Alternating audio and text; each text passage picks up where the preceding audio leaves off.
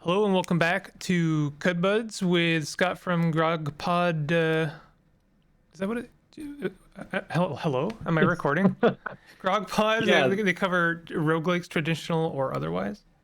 yes, the Grogpod roguelike podcast where a lot of people always ask like what like why Grogpod? It sounds so like weird and alien.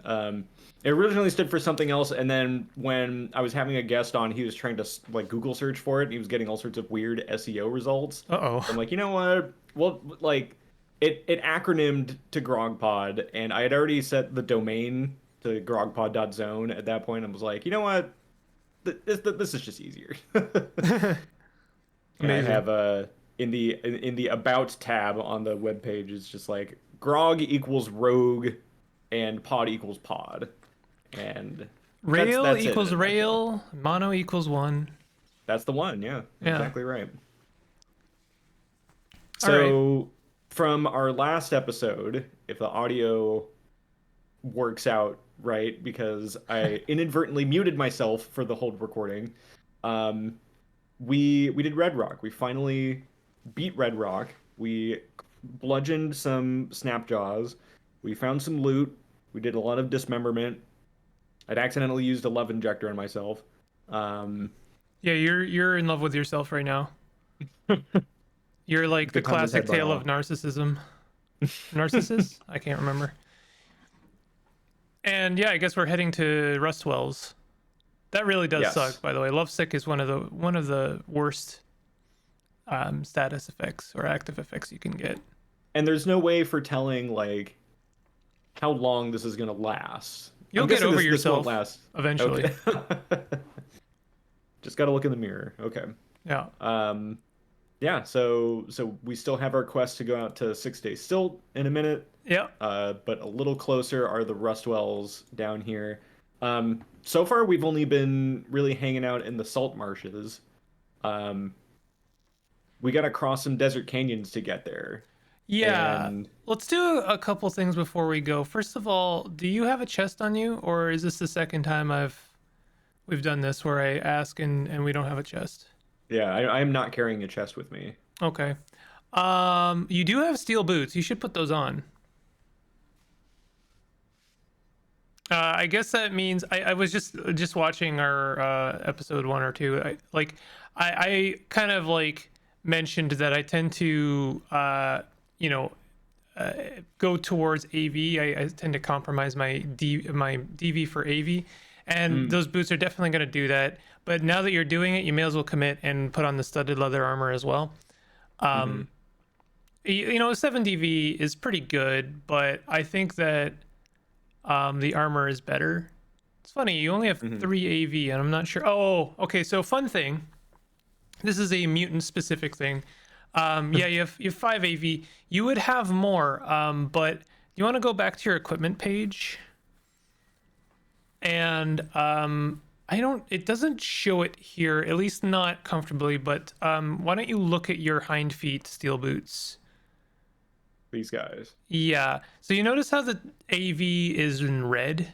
Hmm So basically, because you have two equipment slots that are like kind of matching the same zone, I guess, right? They're both mm feet. You have two sets of feet. hmm It averages your AV down. So Hmm. unless you Okay. get a second pair of steel boots, it's going to average your steel boots AV to 1 AV, I believe, is correct.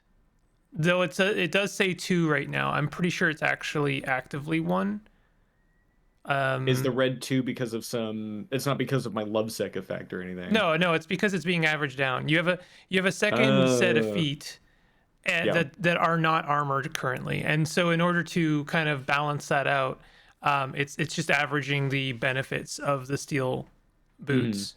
So it's not really like additive per se. It's more averaged. Yeah, yeah, exactly. So Okay. you have to have a second set of steel boots in order to get the benefits that most people would expect from one set of steel boots.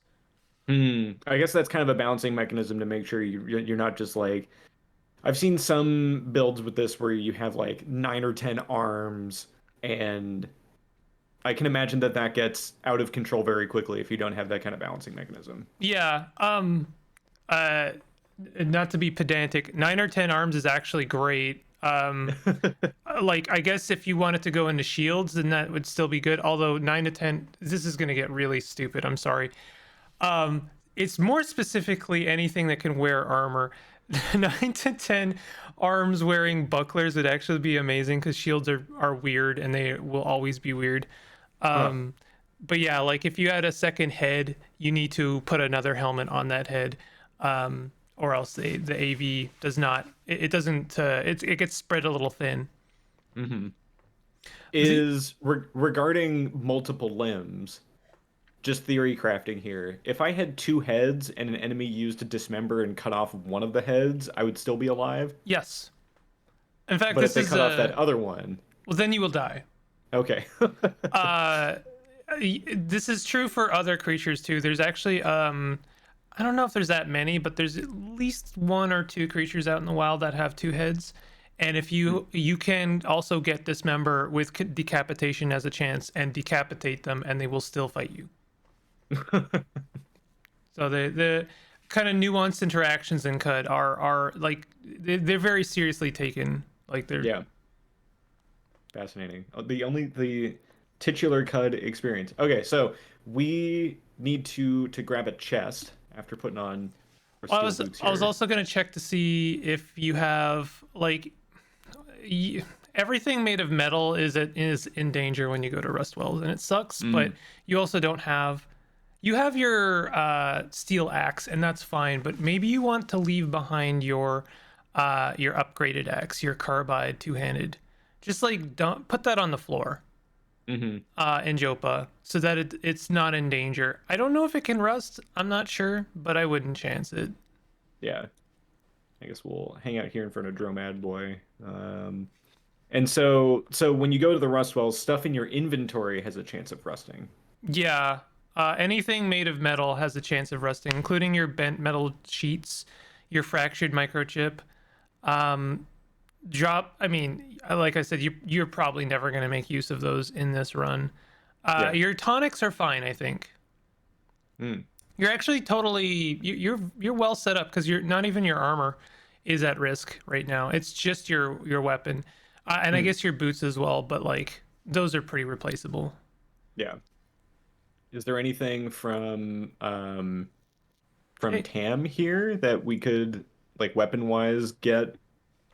it's always a good idea to check TAM. I mean, they've got a gold flecked tube that you could check out. That's probably worth buying. Oh, they've got a painted sooty smock. You could check out the lore from that. Remember, you don't have to buy it. You can just look at it. Hmm. I'm just looking, just Yeah, browsing the wares here. Oh, here's a treasure map. Um, so what is genuinely. so gold flecked tube? This Yeah, is so another. you don't know what that is. It's the same situation as before. It'll be a Mm-hmm. tonic and it'll be random. So I don't know what that is. Yeah. Is the fact that it's gold flecked any indication? Or no, that's just like again, I'm kind of coming back to like Binding of Isaac pills or Yeah, potions and other things of like exactly that. you won't know unless you try. Yeah, but I think it's worth having one. Like, it's worth acquiring all the tonics. They are all useful circumstantially. Hmm. So we know it's not a love injector salve or Uber Nostrum, so it's worth noting that.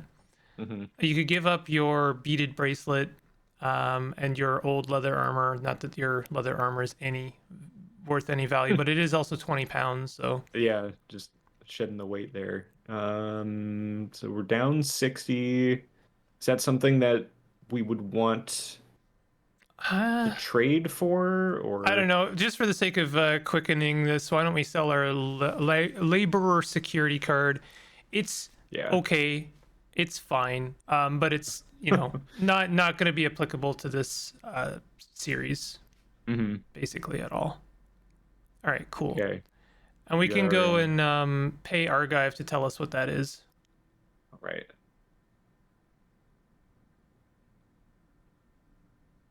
Nope. Oh, No, you're all good. yeah. Is it Argive. under trade or? Yeah, we want to be in trade, and then go to your small gold flecked tube, and I think click on it. No. Yeah, okay, there you go. Identify. Identify it. And then how much is that going to cost?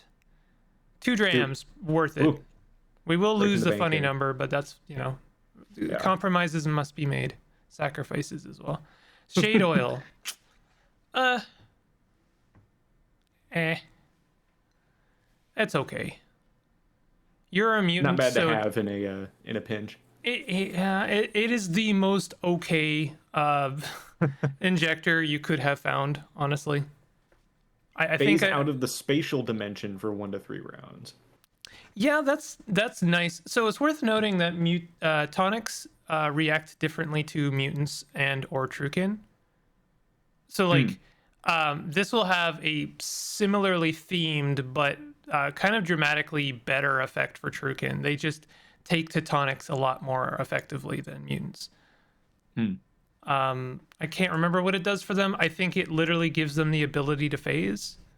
Might be wrong about that, but Meaning like walking through walls, but running the risk of like rematerializing in a wall or something. it's a little bit more planned than that. You know exactly how long you have to phase. So Mm. yeah, if you end your phase ability while you're in a wall, you will die.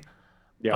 But you know how long that is for. I suppose you do too here, except it's 1 to 3 rounds, 1 to 3 rounds. So it's literally a dice roll. Hmm. Highly not worth it, I suppose. Like maybe you get to dodge something if you're really lucky. The Mm. DV is nice. I would try cooking with it. The injectors are actually really highly worth cooking with. Huh. And does that just like use up the material? Like that'll give us an empty injector? I won't give you an empty injector. You'll preserve that into I think 5. I don't know what they're called. Drops. Mm. Five uses, 5 ingredients. And then you can cook with those. So you can make either 5 different recipes, or you can cook like one recipe 5 times. Just add But a yeah, little a dab of shade oil there for some flavor. yeah. All right, so I think we're good here. You could also get Argive to tell you what that other artifact is if you're curious, because you have one other interesting item. It is 3 fixed drams. spray foam, actually quite good. That is like, Hmm. you could not have. There's a no better time to have that when you're about to go to Rustwells. Ah. So that's a good find. I don't know when you Hmm. found that, but decent. Okay. All right. And let's see. I don't think it'd be under points of interest, but I want to say that there was like some kind of like loot or something here that I Yeah, was able to pick up. those are, well, before you do that, those belong to the denizens of Jopa. So Hmm. if you open it, they might get mad at you. Yeah. There Is he? used to be that it was quite easy to steal from for people of Jopa, but they gave them windows. They have windows now, so they have a better chance of actually seeing you do it. You might want to go to Nima and buy some more witchwood bark, though. Yeah. Now, what's the difference between this option and this one? I guess this Just is just like, dialogue. oh, Yeah. okay. She'll Yeah, tell you trade time. exactly what she's got. It's We like might one. want to sell something. I don't know what we could. You could sell your book, I suppose. It is worth keeping those, but like you're gonna get a lot of books, and sometimes they are just worth selling. Hmm. Bandages useful? Nah, they're okay. Um, Hmm. like it stops bleeding, maybe. Um, Hmm. but it, eh. And it's Right, good for you Nima. to have a good surplus of water since you're blowing through it as a amphibian. All right, so off we go to Rustwells, I think. Yes. And so when on the world map here, like it's very easy to just like walk, walk, walk. But like, is there any is there any reason why we would want to do it this way as opposed to going like screen by screen in these 3 by 3 little tiles here? There's really no reason to want to go at screen by screen, Mm. unless you are really trying to scrutinize a certain biomes. Like The swamp biome, it is actually kind of worth doing that because there's some hidden stuff there, but I'm not going to Mm, recommend it for our series here. yeah. But like I do basically in every single series, I'll do something called desert combing where I'm going screen by screen for the entire salt desert. It's one of Oh. the very comfortable ways to progress in CUD is because it's so open, there's no obstacles in your way. You can very quickly determine the threat level of a screen. Mm, And there's tons and tons of ruins there and people to meet that'll have reputation and lots of things for you can like mark in your journal and come back to and, you know, hmm. progress very, very safely.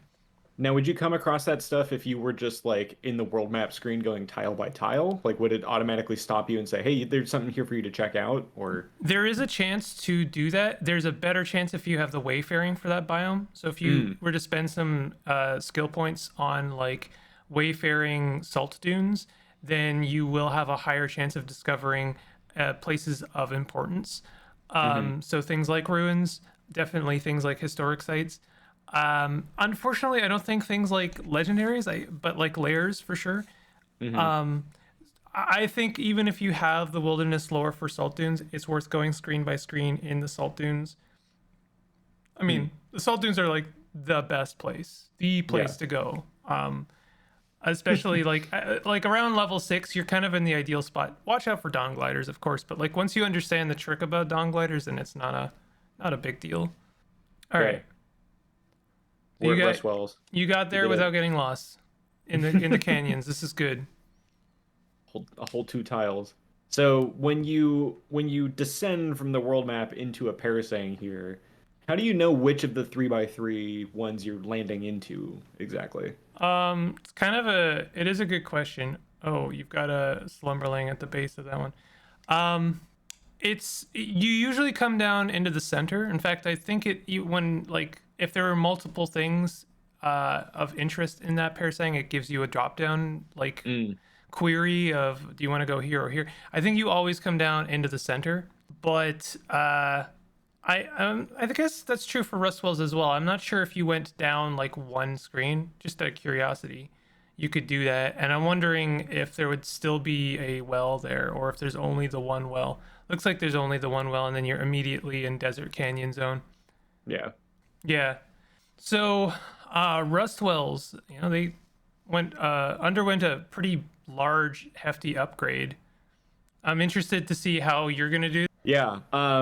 So this is interesting because like in Dwarf Fortress, you have these kind of Z levels going on here, Mhm. and it looks like we can kind of see down into this like big pit, and our goal here is not necessarily like pit diving per se, but we're here to just like strip some copper wire out of the building, as it were. Yeah. I Now, is there like so what we can see here is like we're at the top level, there's some more layers going on here, and something at the middle down there, like maybe some champion for us to fight. Yeah. Um, is is that where like the biggest amount of wire is guaranteed to be? Um. No. So I'll spoil this much: is you definitely want to explore every single layer, Mm, specifically because there's always a 50-foot strand of wire on each floor. In fact, hmm. I think there's even one on the top floor. That might even be it up there. You can always tell it's a 50-foot strand of wire because it's slightly brighter in hue. Mm, But yeah, you're that was a one foot, I guess. Uh, you're mm, definitely going to want to explore every zone. You're not just trying to get to the bottom. In fact, considering there's always something kind of horrible at the bottom, you might even hmm. be incentivized to avoid it. You are in water, just so you know. You're taking a nasty hit Yeah, here. I was thinking about getting greedy there, and okay, there we go. I thought it would be interesting to try to experiment and see if I could charge over open water. I'm But actually not yeah, sure if you I can ca- do that. Did you do it? Did you succeed in that I experiment? did, yeah. Well, I charged over the open water and then hit the enemy. And I wasn't sure if they were gonna get knocked back, and I would take their spot, but it looked like it just I hit the hulking baboon and then I stopped in that deep water tile. Yeah, I think that one time they got knocked back was actually them stepping back because they were a ranged unit trying to put some distance. Okay, that would make sense. If But you yeah, I'm want to also knock people back, you're gonna want like the slam skill, but then you're in cudgels. yeah, I was also curious to see if I could use this as kind of like a movement option. Not that I would want necessarily want to burn through all my charges of it just yet, but Yeah. um, So you will, yeah, those kudzu are a real problem. You basically can't, nor should you, auto explore the layers in the Rust Wells. It's a pain. mm, It's very deliberately an obstacle and an enemy to auto explore. Possibly the only, I mean, like I don't know, maybe it's teaching you. Oh, you have another strand over there. yeah. It's possibly teaching you that auto explore can get you into trouble. Yeah, he's not Hmm. picking it up because there's a threat on the screen. Your character won't automatically do things if yeah, there you Oh, go. yeah, there we go. So we're So looking, so I guess our options here are looking for a stairwell to go down to the next level. What's preventing me from just like jumping right down into the middle here, well, other than I'm guessing colossal fall damage? you can actually take that first step if you wanted to safely. You Hmm. can if you literally had the jump skill and jumped in like into the center there, you would die. There's like massive damage penalties for falling like even more than one strata. It's actually really nasty.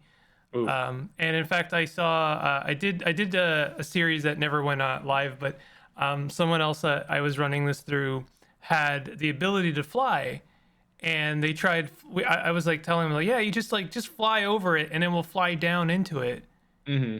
And unfortunately, every single time you move when you're flying is a dice roll, and they failed the dice roll and Oof. plummeted out of the sky and died. There you go. That's the As soon that's as you the killed the risk. kudzu. Yeah, this top layer is kind of really doing you dirty a bit because like it's not giving you the staircase, and there's just a lot of stuff in the way. Yeah. Where is the staircase? It's It's usually gotta be not that hard to find. tucked away here. Oh, there it Oh is. my god, there it is. And It's always in there, the last place you look. that's true. You now have 24 feet of copper wire. I suppose that's good. And we were looking for 200 feet. 200 feet. So yeah, there's 50 feet on every floor, minimum. And then I Hmm. think that's your first 50 foot right there. Yep. Ah. Oh. There's technically a threat on the screen because of that dread root. Hmm. This little guy. Your character's very paranoid. Will not auto do anything if there's anything on, which is good, but Some good safety mechanisms. yeah. So, kudzu suck. I hate kudzu. They are kind of the true to the namesake of Rustwells is they're very sappy, and their attacks have a chance to rust your gear. Is this what the game is named after? No, I thought so too. It's just a Hmm. pun. It is straight up just a pun, and I don't think that it doesn't have any kind of connection at all. Like I don't think people in the universe were like, "Oh, this is a kudzu. We shall," And there's a lot of it, so therefore, Right. no. It's just straight up a pun, which I don't know if I'm disappointed by that or not, but I was disappointed to find out how foolish I had been. I mean, that's what I had thought for a while. I was like, oh, caves of kudzu. There's just gonna be caves and caves of this stuff. Yeah, you might want to eat at some point. Oh yes, I am hungry. It's gonna tell you can't do that when there's a hostile nearby, and it might Yeah. tell you that forever because there's gonna be a lot of hostiles nearby. Oh, there you go. You found the one nice little safe pocket. Left Ooh, attenuator. attenuator. Delicious and nutritious. A severed gem cutter's left hand, huh? Must have picked that up well, walking through the desert canyons, I would guess. We're gonna come across a gem cutter with only one hand, and we're gonna owe that guy a lot, I think. I wonder why my reputation with him is so poor. Yeah, yeah. Those are dogs. Dogs are nice. Mm, One of the few kind critters you'll come across in Cud, and they will fight stuff for you. If there's a baddie nearby, they'll go rush to your aid mm, and beat them up. And they're pretty good combatants in the early game. yeah. They can take on a Snapjaw for sure. Well, that was risky. Black. Didn't think you could charge over that. That's I'm getting greedy here. Okay, so we're closing this loop. So are there one, two more levels to this Rustwell? Is that what I'm seeing here? yeah. I mean, you could just like step down, but like you're still gonna need to find the staircase when you come back up. Yeah. So it's worthwhile to path it out at the very least. Yeah, exactly. There's not any Snapjaw Fort type generations here that might have like loot for No, there's good looting no purposes. there's no curveballs. The curveball is really the thing at the bottom. There's always a good like prize at the bottom, but there's also always a slightly higher enemy like than the biome. It's like Slumberling is not an uncommon thing to encounter in Cud, but I certainly would not recommend you take them on. I was even going to suggest entering that last layer is even kind of risky for you. You're good now. I think you've got one more Yeah. layer to go. But we're still, so we picked, I can't remember if we picked up Yeah, we did, I think. the 50-foot wire from here. So we got, oh, well, there's another one. Another 10 feet. Gimme. Oh, and we don't have got any of our a- abilities. Well, we got charge. I guess maybe I could. So we did some stair fighting a couple episodes ago. Hmm. Would that work here in the opposite case, where if I go down, I guess I run the risk of getting surrounded by stuff if I go down. That's right. Um, It is a risk here. You have legs. You can keep a distance between this guy and then freeze Yeah. ray him. Like that's why I Is- say legs are just ridiculous. They're borderline overpowered. Now the Oh, now you're in trouble. these environmental thingies here. Do these attack everyone equally, or Well, those are vines, so they're technically part of the vines faction, and you're not on good terms with the vines faction. Yeah, you're in a well, okay. They died.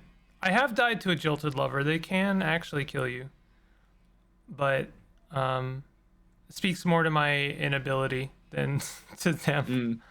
All right, so they're frozen. You can step back, and I actually like to use the wait until healed, just to like do the work for me. Yeah, you gotta get rid of that thing, or yeah? Oh, yeah, he's because back. like yeah, that's the nice thing is like it just kind of does the work for you. You're basically just waiting until they appear is really what that's doing. Yeah. So you can just like yeah, make sure you're not on slime and then dismember them. Like these guys are pretty. You're wandering into the unknown. Be aware that you could like accidentally find someone else and then be kind of cornered. There you go. Yeah. You're getting very lucky with your dismembers. And bouncing out some of those bad rolls from earlier. So you now have Yeah, I 84 did pick it feet. Okay, we're almost halfway there. Yeah, Bam. so there would have been a Snapjaw down here. Hmm.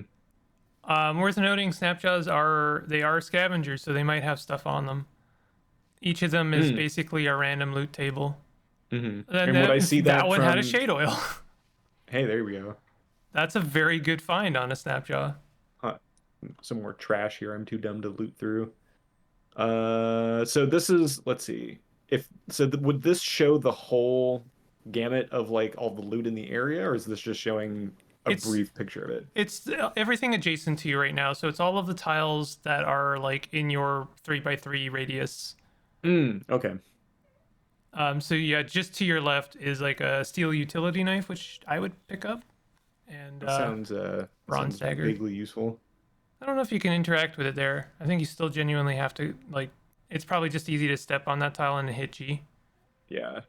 But yeah, you could take that utility knife and the bronze dagger, and those are just like those add up.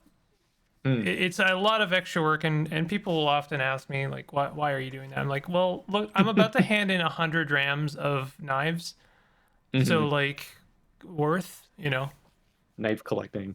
yeah, A good hobby to get into. that's right.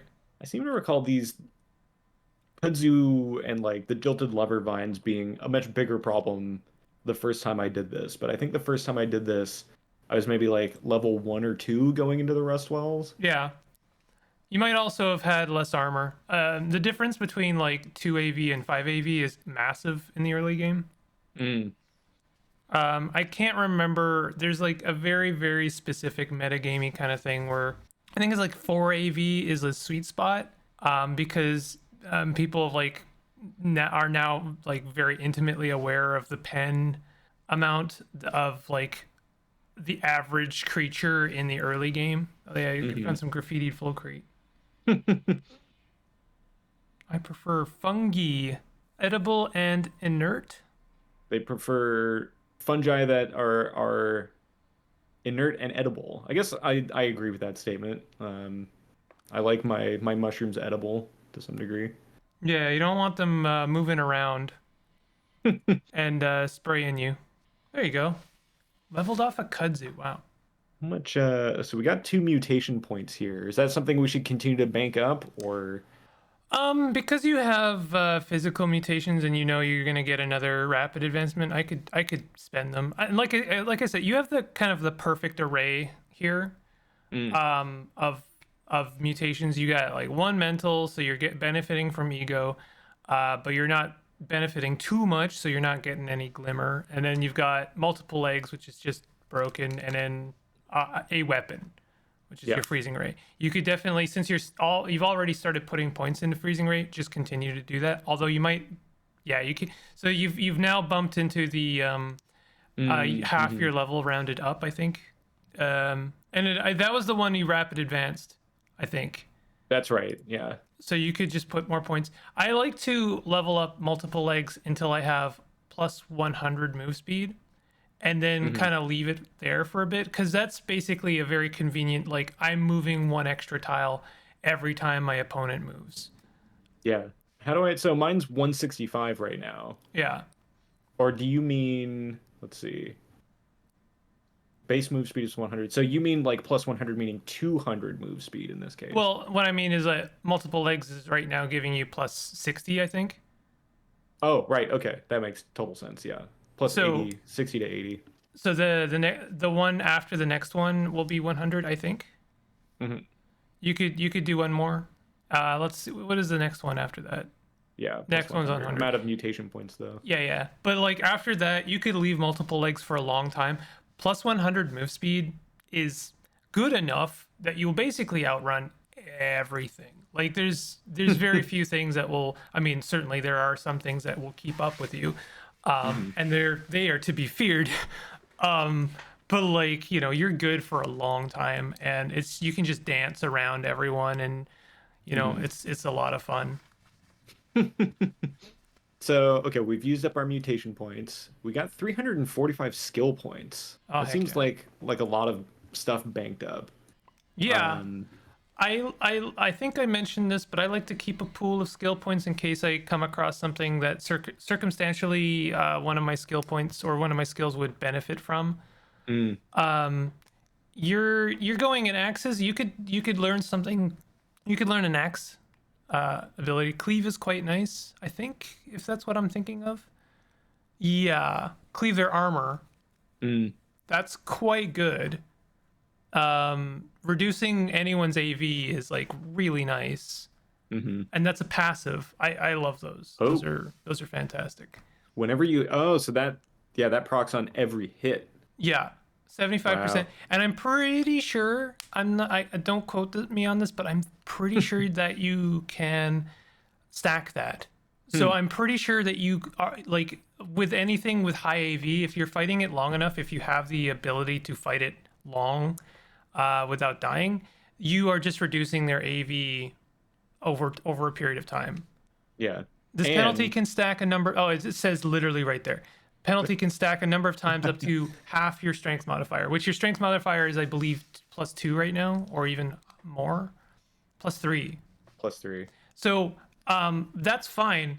You are also, all of your stats are raising, I believe, every 3 or so levels. So that eventually will become like very That powerful. that'll scale. And coming back to our like 10 arms discussion earlier, Yeah. if I had axes in each one of those, You would need multi-weapon fighting. Um, uh, because axes are not a weapon that, generally speaking, you automatically use. Let's have a quick look at that. Flurry is an active. You want to look at multi-weapon proficiency. Weapon to your chance to strike with each of your offhand weapons is increased by 20%. hmm, Okay. So, because this got a little bit buffed and then nerfed and then nerfed and buffed again, so I'm not sure where we are anymore. But I think that's still good. And then obviously expertise and mastery are improvement versions of those. I think hmm. it's just 40 and then 60. No, 35 and then 50. So yeah, if you had like 10 arms with axes in each of those hands, and you took multi-weapon mastery, then every single time you are you're bump attacking, you have a chance to just like lash out with all of those. And yes, it's absurd. It's ridiculous. I love it. Yeah. So the on my left hand where my axe is, the little green asterisk there, That is means that it's my your, yeah, it's your primary. okay? And then so offhand would be this thing here. Offhand can actually be not just like a hand. I know that's not intuitive, but like literally, like right now I'm running a short blade build, and I Hmm. have a helmet, a horned helmet, and the horns count as short blades. And so the fact that I have a weapon, a short blade equipped on my head, makes it an offhand. It's Wow, anything interesting. that's not your primary, basically. Huh. I was telling I think it was like either one of the devs was like, I think well, we need a hidden bladed shoe as a modifier or something, so you can have a short blade on your shoe. Uh-huh.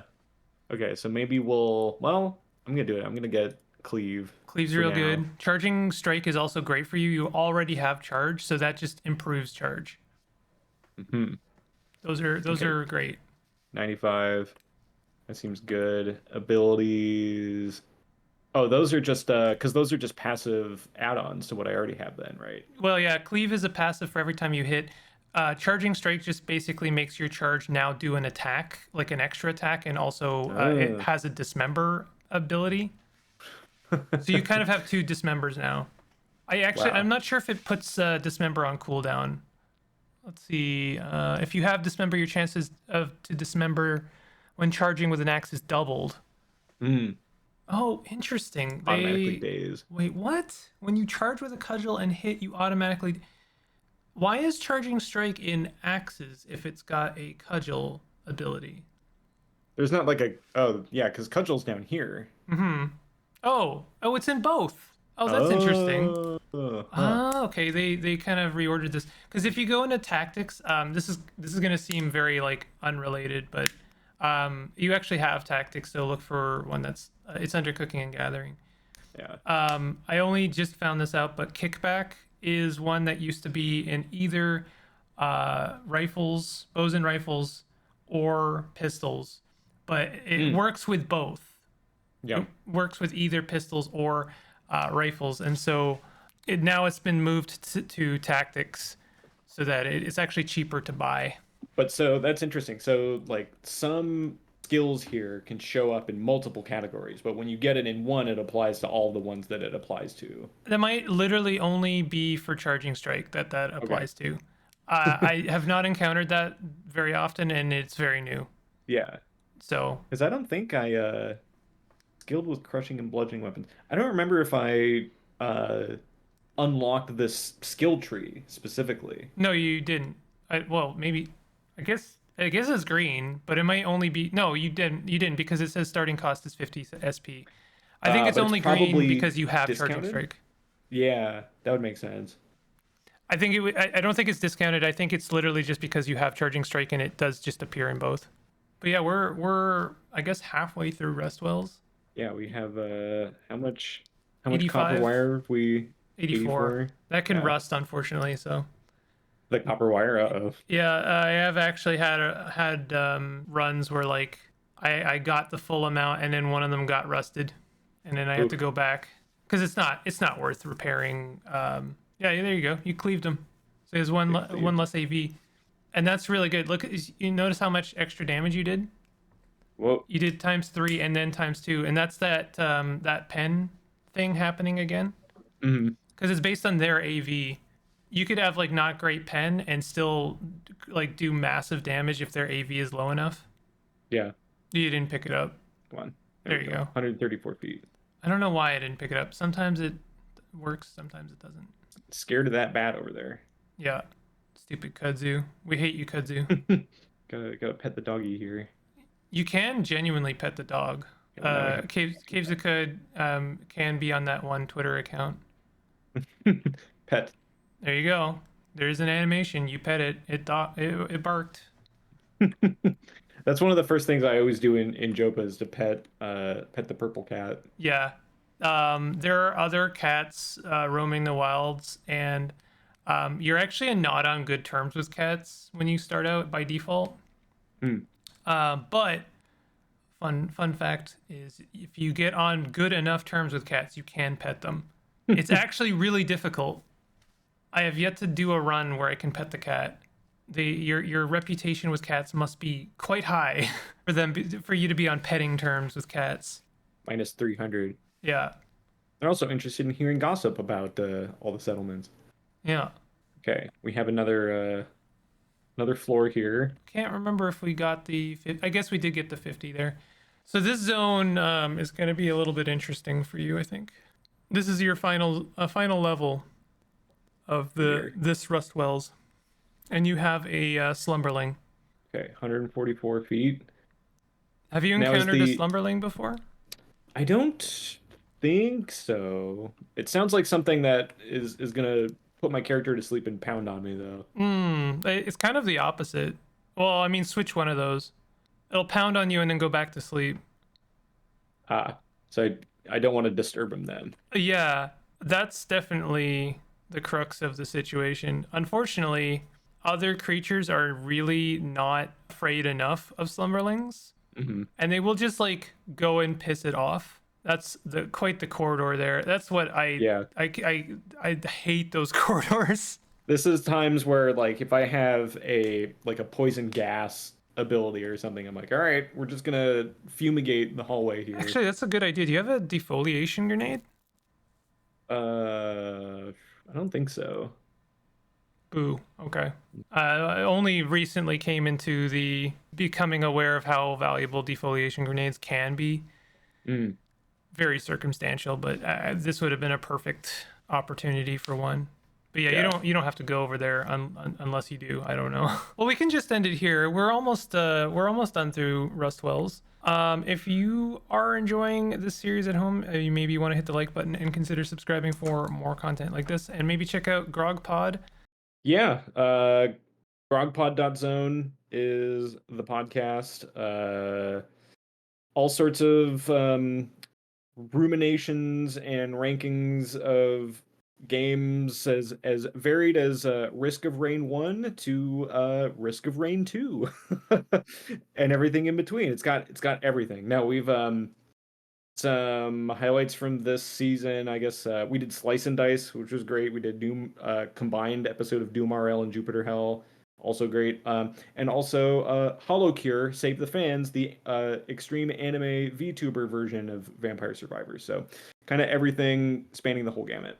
I've played most of that. not the Doom RL. Weirdly enough, the Doom RL is one I haven't played yet, but I have It's surprisingly good. I went in thinking like, oh, it's going to be an absolute slog, but it has surprisingly aged really well. And there is Jupiter Hell Classic is coming out fairly soon, which is a demake of Jupiter Hell in the exact style and formulation of Doom RL, but with like a more modernized like UI UX to it. I think, don't quote me on this. I think with the intent that like you could workshop mod it to be Doom RL again.